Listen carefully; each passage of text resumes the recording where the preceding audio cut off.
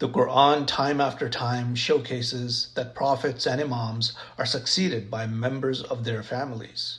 It occurs so often that it is an indisputable divine law or sunnah.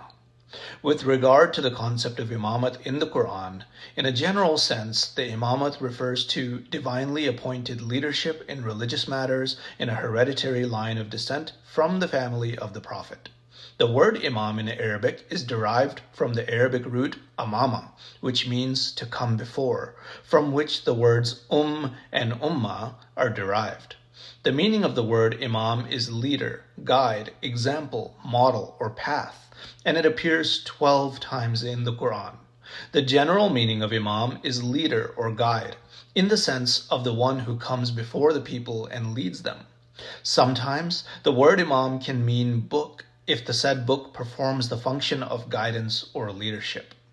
It is important to clarify that the mission or mandate of the prophets, Nabi, and the messengers, Rasul, is defined throughout the Quran as conveying news, warning, and delivering a message. But the mission or mandate of the imams is to provide continuous leadership, guide human beings by God's command, perform good works as inspired by God, pass judgment over the believers, and witness over people's deeds on the day of judgment. Thus, the mission of the prophets and messengers differs from the mission of the imam. With respect to the holders of this leadership, the Quran describes how God appointed Abraham as the imam of humankind and promised to continue to appoint imams from those of his progeny who are free from corruption. Surah 2, Ayah 124. Abraham himself is called an ummah in himself. Surah 16, Ayah 120. The Quran further describes how God appointed Abraham's son and grandson, the prophets Isaac and Jacob, as imams who guide by our command, bi amrina, whom we inspired to do good deeds, establish prayer, and give the zakah. Surah 21, Ayah 73. Similarly, the Quran mentions how God appointed the imams among the children of Israel who guide by our command. Surah 32, Ayah 24, in addition to the book or kitab.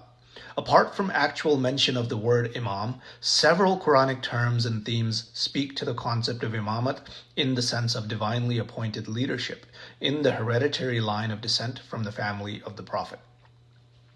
The Quran speaks of the ulul amr, possessors of authority, in Surah 4, Ayah 59, with the order, O ye who believe, obey God and obey the Messenger and the ulul amr amongst you. Just as the Quran uses one command, obey, to signify obedience to God, it uses one command, obey, to call the believers to obedience to both the messenger and the ulul amr.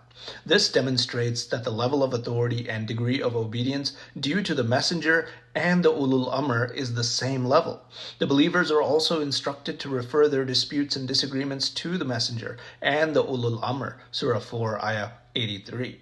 The Quranic concept of the ulul amr, possessors of authority, as evident in the term amr, which means command or authority, also coincides with the imams who guide by our command, mentioned previously. One of the most pervasive ideas in the Quran is God's designation of the successors of prophets from among their family members and descendants. There are over 100 instances in the Quran where different terms such as ahl, durya, qurba are used to denote the special status of the Prophet's families and progeny. Adam and Noah are succeeded by the progeny, Al, of Abraham and Imran, all in a single line of descent. God has established the prophethood and the book, Kitab, in the descendants, Dhurriya, of Noah and Abraham. God has bestowed the book, Kitab, the wisdom, Al-Hikmah, and the great kingdom, Mulk Azim, upon the progeny, Al, of Abraham.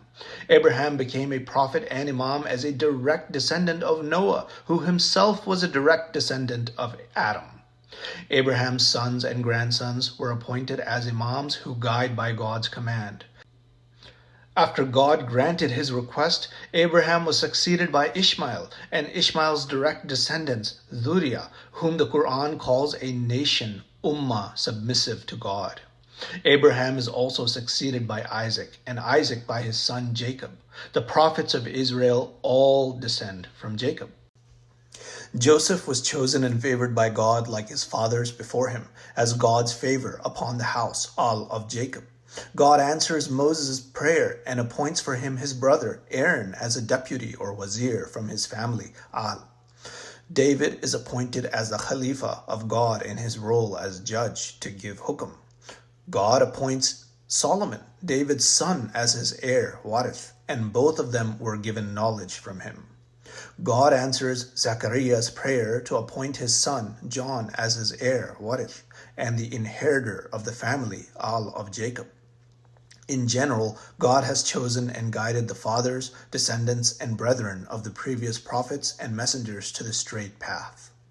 This cursory examination of the concept of Imamat in the Quran reveals the following features on the Quranic idea of Imama or leadership. God appoints and designates imams to guide by his command, Amr. These imams, identical to the Ulul Amr, command the same authority as the Messenger of God.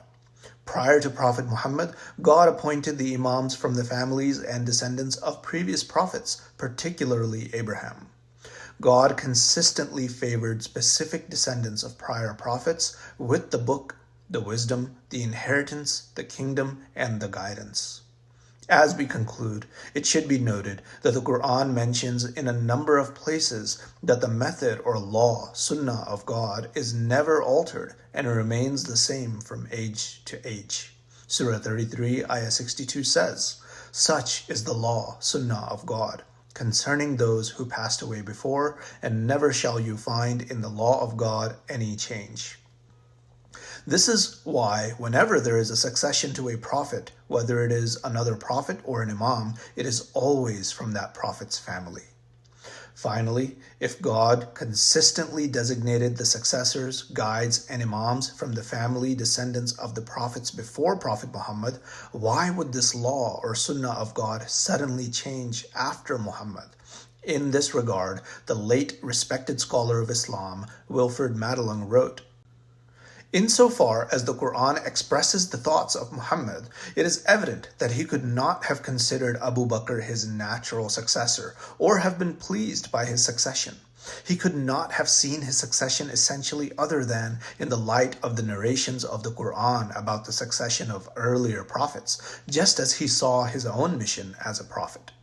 These earlier prophets considered it a supreme divine favor to be succeeded by their offspring or close kin for which they implored their Lord. In the Quran, the descendants and close kin of the prophets are heirs also in respect of kingship, mulk, rule, hukum, wisdom, hikmah, the book, and the imamate. The Sunni concept of the true caliphate itself defines it as a succession of the prophet in every respect except his prophethood. Why should Muhammad not be succeeded in it by any of his family like the earlier prophets? The Quran advises the faithful to settle some matters by consultation, but not the succession to the prophets. That, according to the Quran, is settled by divine election, and God usually chooses their successors, whether they become prophets or not, from their own kin.